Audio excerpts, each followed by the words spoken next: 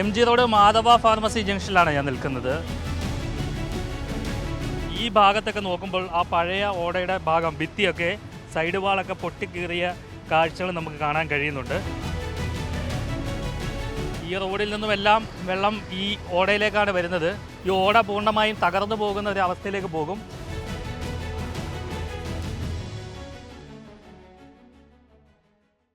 നമസ്കാരം. MG road Madhava pharmacy ജംഗ്ഷനിലാണ് ഞാൻ നിൽക്കുന്നത്.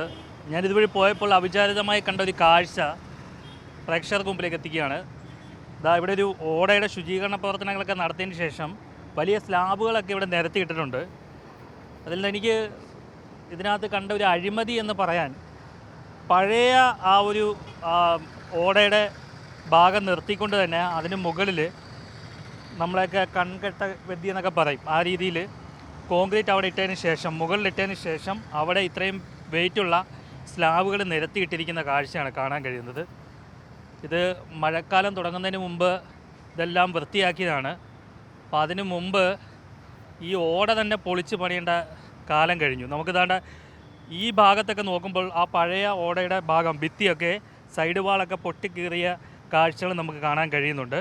അതിന് മുകളിലാണ് ഈ കോൺക്രീറ്റ് ചെയ്തിരിക്കുന്നത്. അതായത് അടിഭാഗം ബലപ്പെടുത്താതെ മുകൾ ഭാഗം മാത്രം കോൺക്രീറ്റ് ചെയ്താണ് ഇട്ടിരിക്കുന്നത്. അതുപോലെ തന്നെ ഇങ്ങോട്ട് വരുമ്പോഴും ഇവിടെയെല്ലാം ഈ ഒരു ഓടയുടെ ഭാഗത്തെല്ലാം നമുക്ക് കാണാൻ കഴിയുന്നത് ആ ഒരു കാഴ്ച തന്നെയാണ്.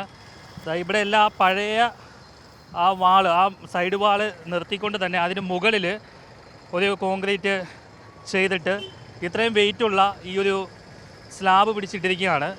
ഈ വെയിറ്റ് അതിന് താങ്ങാൻ കഴിയുമോ എന്നുള്ള കാര്യം തന്നെ സംശയമാണ്. നമുക്കെല്ലാവർക്കും അറിയാം, വലിയൊരു മഴ പെയ്ത് കഴിഞ്ഞാൽ ഈ റോഡിൽ നിന്നും എല്ലാം വെള്ളം ഈ ഓടയിലേക്കാണ് വരുന്നത്. ഈ ഓടയ്ക്ക് വേണ്ടത്ര വീതിയുമില്ല. ഇത് പൊളിച്ച് പണിഞ്ഞ് വീതി കൂട്ടി പണിയേണ്ടതാണ്. പക്ഷേ അതിനൊന്നും തയ്യാറാവാതെ ആ പഴയ സൈഡ് വാൾ നിർത്തിക്കൊണ്ട് തന്നെ അതിന് മുകളിലൊരു ബെൽറ്റ് വാർക്കുന്ന പോലെ കോൺക്രീറ്റ് ഇട്ടതിന് ശേഷമാണ് ഇത്രയും വെയിറ്റുള്ള ഈ സ്ലാബുകളൊക്കെ എടുത്തിട്ടിരിക്കുന്നത്. ഇത് ഇനിയും ഇടിഞ്ഞ് താഴേക്ക് പോകും.